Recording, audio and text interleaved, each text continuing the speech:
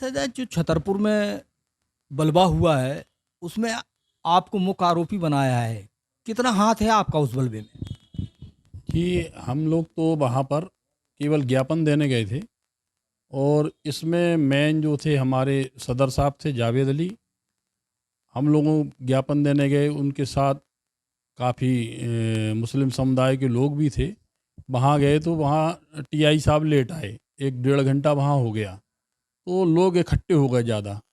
जब टीआई साहब आए तो जनता बेकाबू हो चुकी थी और धक्का मुक्की वहाँ चल रही थी। तो फिर इन्होंने कहा कि हम 1-2 दिन में 3 दिन में एफआईआर करेंगे, पर वो जनता मान रही थी। जब जनता नहीं मानी तो फिर धक्का मुक्की हुई, इनसे लाठीचार्ज करा पुलिस वालों ने।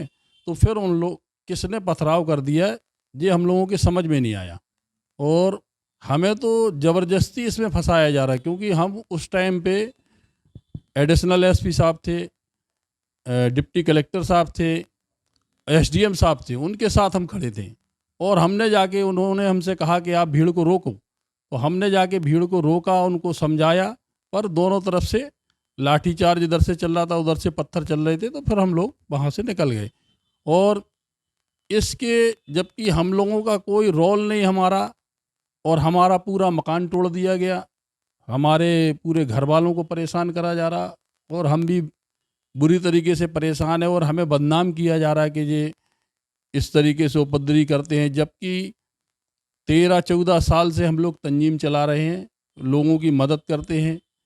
कभी भी ऐसी घटना कभी भी छतरपुर में नहीं हुई। मैं भी सदर रह चुका हूँ, मेरे सामने भी कभी ऐसी घटना नहीं हुई, पर ये जो पहली ऐसी घटना है और इसमें मुझे ही टारगेट बनाया जा रहा है, जबकि मैं प्रशासन के साथ था। कभी हम लोगों ने ऐसी हरकत की नहीं। तो क्या उस भीड़ में कुछ असामाजिक तत्व हो सकते हैं जो इस तरीके की हरकत कर, एक सुनिए जो तरीके से की गई हो?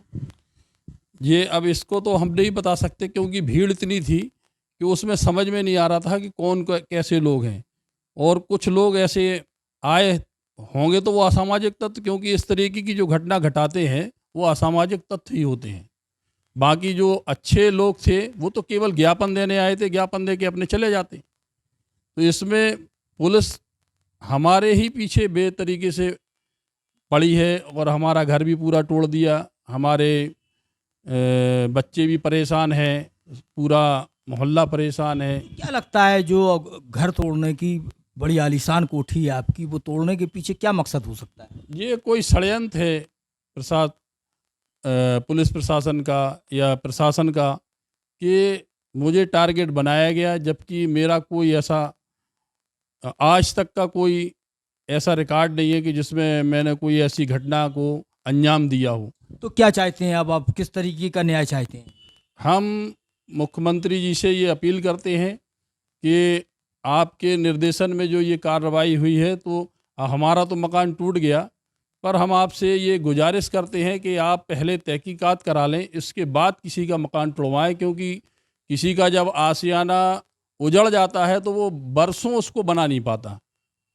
तो हमारी यही प्रशासन से भी गुजारिश है कि अगर आप कार्रवाई कर रहे हैं, आप मौजूद होने के बावजूद भी मेरे खिलाफ इस तरीके से कार्रवाई कर रहे हैं, तो मैं समझ नहीं पा रहा हूं कि मुझसे क्या बुराई है प्रशासन की।